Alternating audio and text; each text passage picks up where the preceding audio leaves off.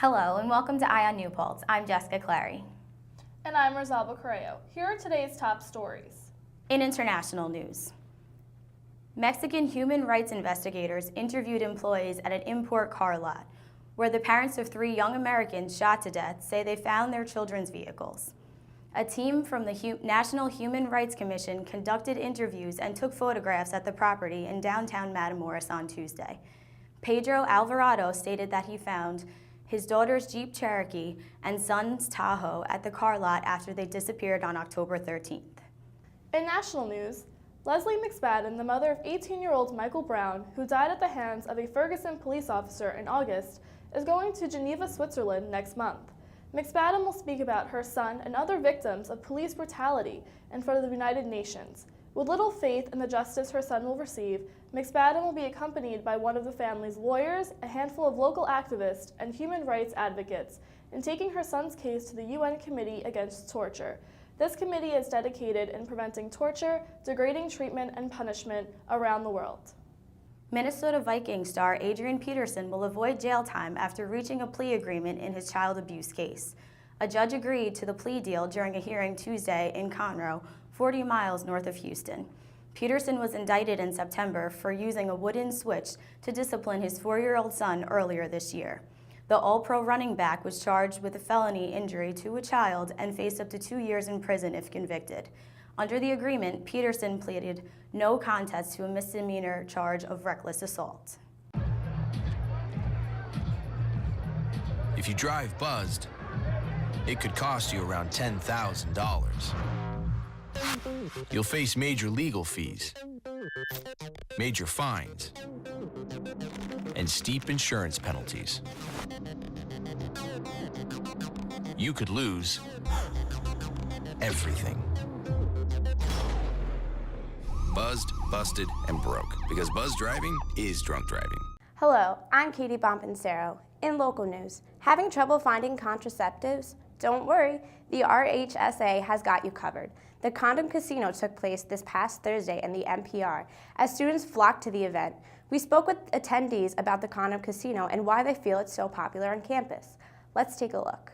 Hi, I'm Ann Jacobs reporting for On New Paltz. I'm standing outside the multi-purpose room for Condom Casino. Let's check it out. RHSA is a organization for students that live on campus, and we specifically put on programs for all the resident students. We facilitate community, we facilitate making sure that the hall govs are putting on good programs. We make sure that everyone interacts with each other.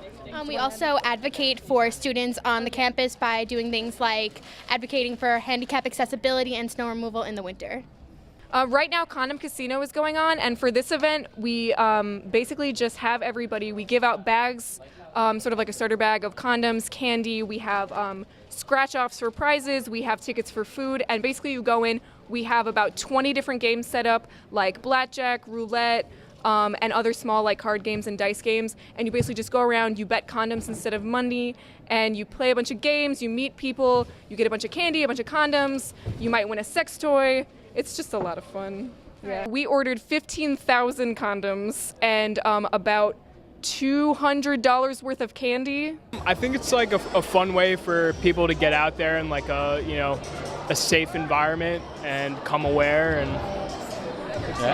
fun way to promote safe sex. I think it's important because I think it's important that students know that it's okay to have safe sex and it's okay to participate in things as long as they're safe and to raise awareness.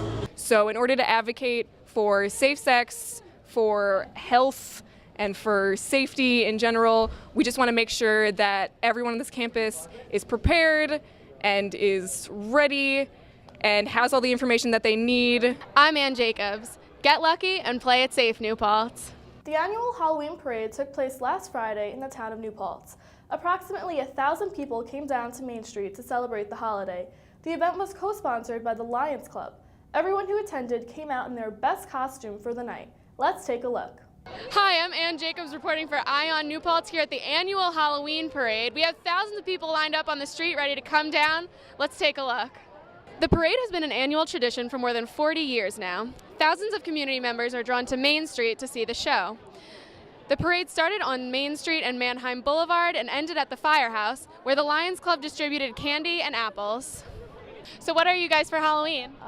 Elsa. Elsa, nice. And I'm a gorilla. That's a zookeeper.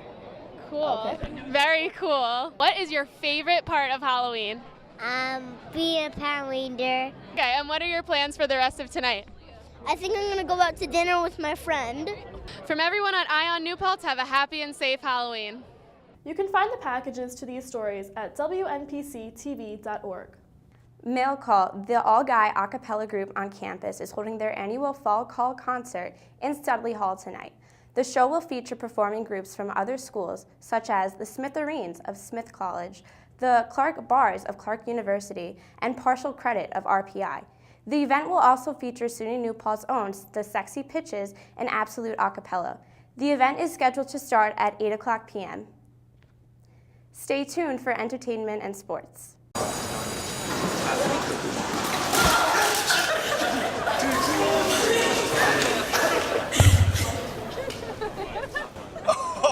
That's low, that's low. That's low and below. Look, he's blushing.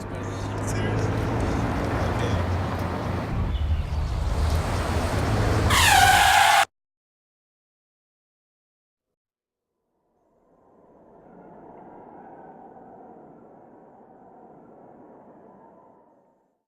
The New Paltz women's volleyball team closed out its regular season with a pair of wins on Saturday, defeating Farmingdale State College and Skidmore College on the final day of the Skidmore Invitational.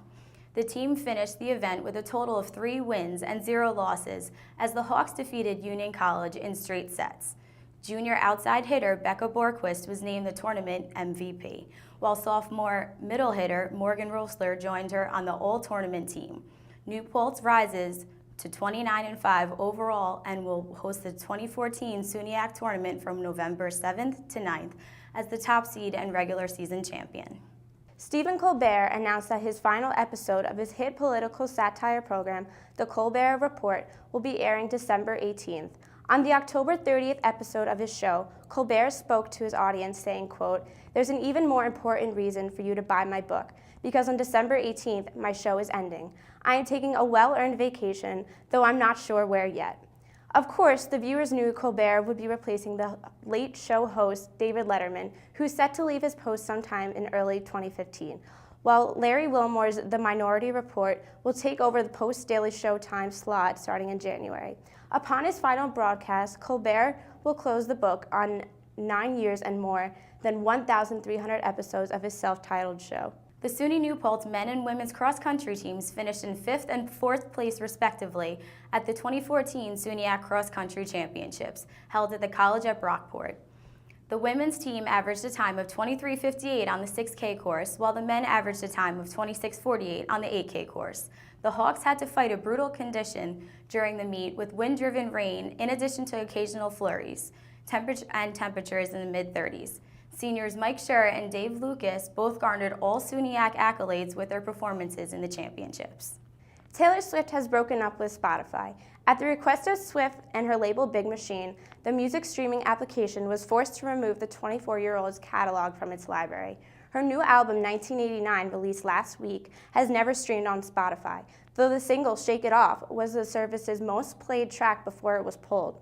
Scott Borchetta, the president and CEO of the Big Machine label group, has been trying to sell the label for a large sum of money. Sources say Borchetta believes that potential buyers judge the number of albums the label has sold.